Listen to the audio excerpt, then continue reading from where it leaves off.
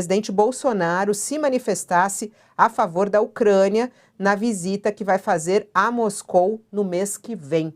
Queria, já que você também acompanha super essas questões internacionais, uma análise sua a respeito dessa crise internacional, dessa preocupação que há, né, do mundo em relação a essa tensão e sobre o papel do governo brasileiro e o papel do presidente Bolsonaro nessa visita à Rússia, por exemplo, e a possibilidade de ir também para se encontrar com o líder ucraniano.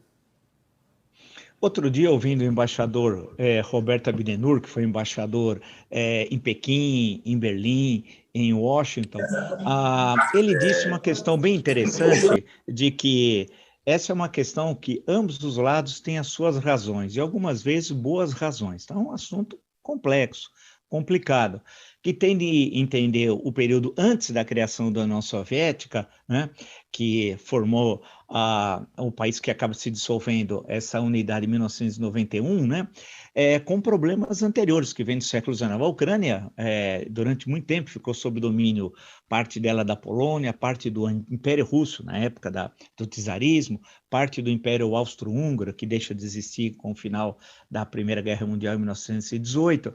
E aí envolve questões do nacionalismo ucraniano. Por outro lado, a questão também é complexa, que envolve a OTAN, a Organização do Tratado do Atlântico Norte. Você tinha duas, a Europa se dividia entre Pacto de Varsóvia e a OTAN. O Pacto de Varsóvia não existe mais, eram duas organizações militares. O Pacto de Varsóvia era os países da Europa Oriental e a União Soviética, né? A questão que argumenta o governo russo é que os países vizinhos à União Soviética, da antiga União Soviética, hoje vizinhos da Rússia, eles foram entrando na OTAN e armas da OTAN, inclusive mísseis, são colocados próximo ou na fronteira com a Rússia. E não era o que tinha sido acordado nos anos 90, verbalmente, quando houve a reunificação da Alemanha, né? Portanto, é uma situação geopolítica extremamente complexa, né?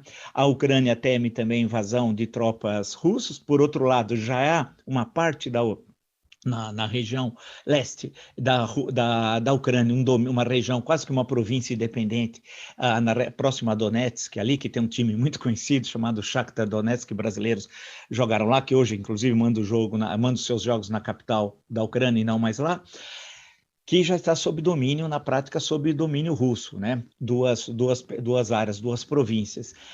E argumenta a Ucrânia que precisa também dos países ocidentais para se proteger da Rússia. O presidente ucraniano disse que é necessário baixar um pouquinho a tensão, porque o presidente norte-americano, até por razões internas, de política interna, está falando muito grosso, porque tem eleições nesse ano legislativas, e ele teme perder o controle do Congresso.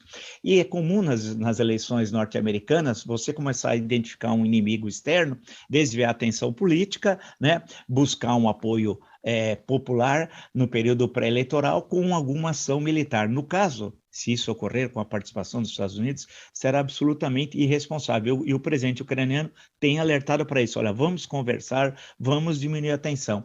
O terrível é que no meio disso tudo, o Jair Bolsonaro, que nem sabe onde fica a Ucrânia, eu tenho absoluta certeza, se colocarmos um mapa da Europa, sem identificação de país, só com as fronteiras, e perguntar ao Jair, ao Asmodeu, como eu chamo, o Asmodeu, que não é Messias, é o Asmodeu, ele identificar onde fica a Ucrânia, eu atravesso o rio Tietê a nado, se ele conseguir acertar onde fica a Ucrânia. Ele nem sabe, ele só a caterva, aquela caterva do Palácio do Planalto. Vai fazer o que lá?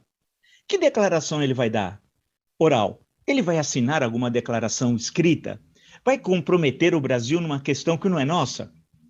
E a questão da Ucrânia? E pior, no retorno, ele vai passar na Hungria de Orbán, que ninguém visita a Hungria, né? Porque é um regime nazifascista. Todo mundo acompanha a Hungria, sabe disso. E agora tem eleições na Hungria, com a possibilidade, com a união da oposição, de Orbán perder. O que ele vai fazer no retorno, passando na Hungria? Que não tem razão política importante para o Brasil, Estado brasileiro, não governo. Tá? Nada, ou seja, é uma sinalização para a extrema-direita nazifascista Tupiniquim, aqui, né? Cada vez menor aqui no Brasil. Então é uma viagem desastrosa, no pior momento, vai para a Rússia, não é interessante esse momento ir para lá, nesse momento de tensão, e pior, na volta passa na Hungria. O que o Brasil ganha? Nada, graças a Deus, lá no calendário tem o dia 2 de outubro. E aí nós vamos nos livrar desse peso, porque não tem um dia que um brasileiro acorde e fala: o que o Bolsonaro vai aprontar hoje, hein? Mas nós vamos superar isso.